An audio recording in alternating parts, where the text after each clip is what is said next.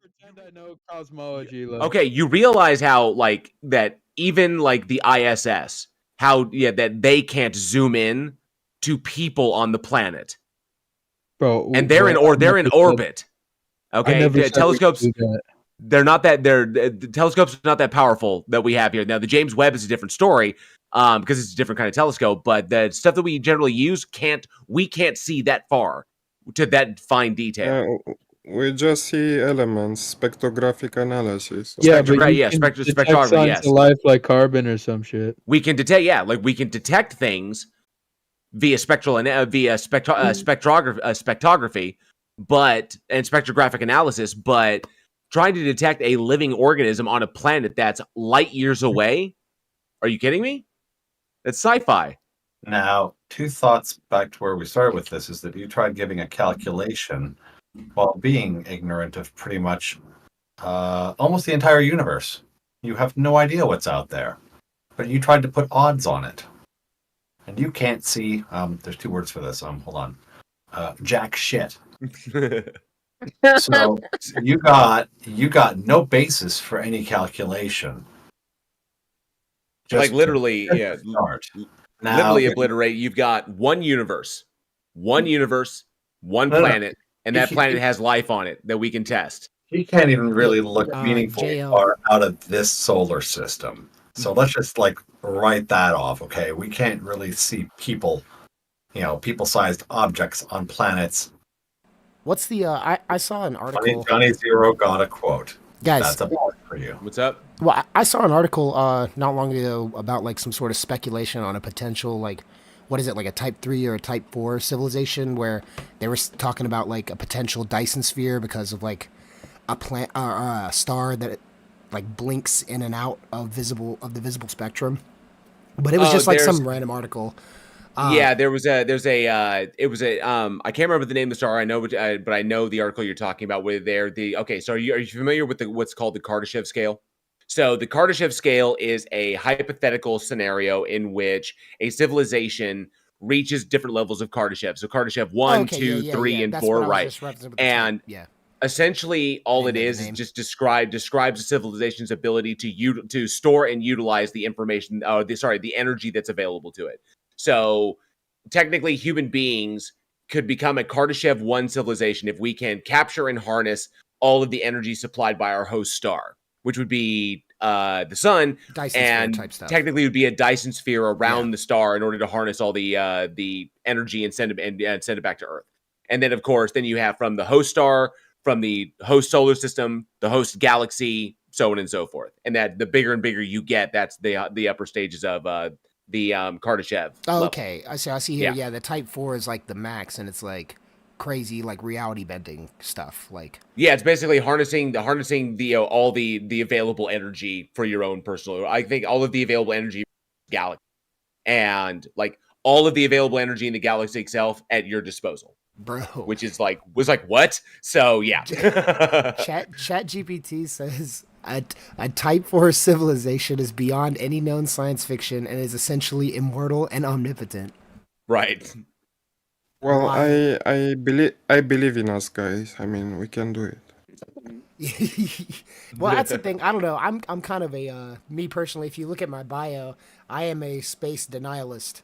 But it's not like space is fake. It's just more like what you've been talking about, JL, where there's just like this overwhelmingly impractical level to traversing space. I feel like we're going to be limited to like industrial mining operations for the most part, as far as like our deep space stuff goes. And even with that point, I just don't see us like getting to the point where even like Dyson sphere stuff, it seems like the most practical level, but I don't even know if that's really possible for us.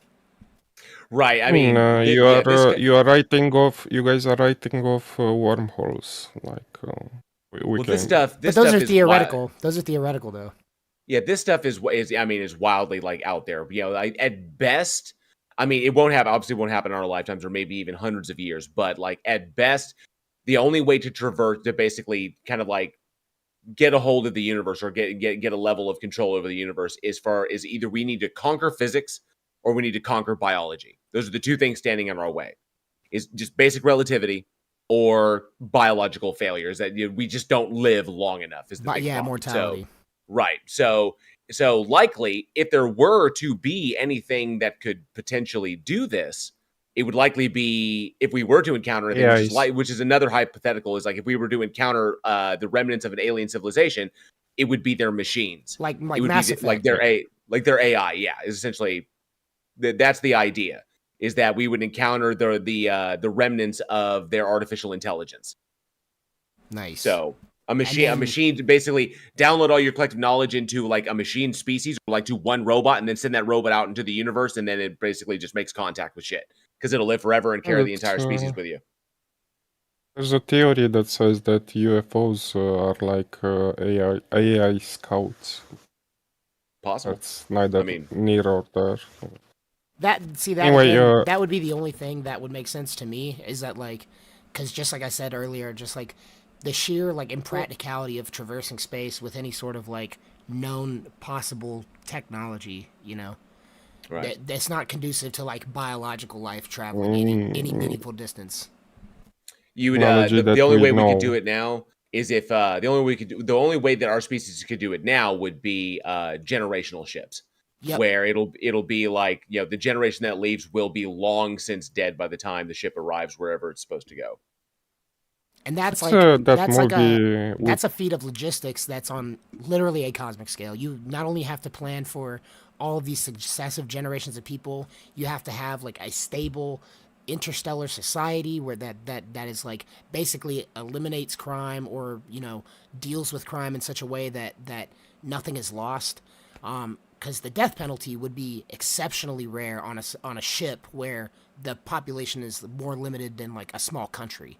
So like you would have like an incredibly rough time, and not only that, but like food resources, oxygen, all that sort of stuff. And yeah, maybe some of that stuff is like harvestable out there in space, but that would be few and far between, because the biggest reality and the biggest problem with space travel is the amount of nothing that is out there. It's not the stuff that's out there. Well, wait.